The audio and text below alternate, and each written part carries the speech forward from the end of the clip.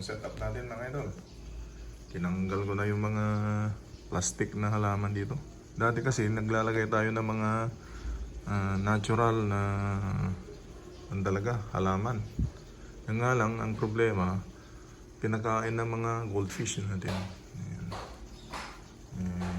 Ang problema doon sila namatay. Nangangamatay sila pagka kumakain sila ng ganun. Pinalitan ko ng plastic.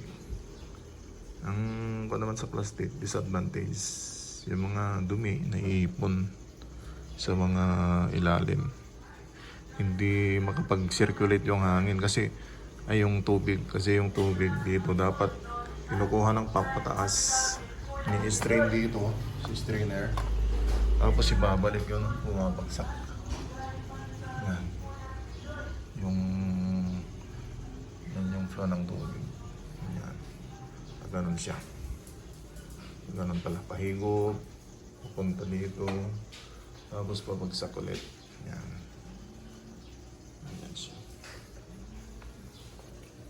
On natin yung LED na isa. Yan. Ayos. Yan yung itsura niya.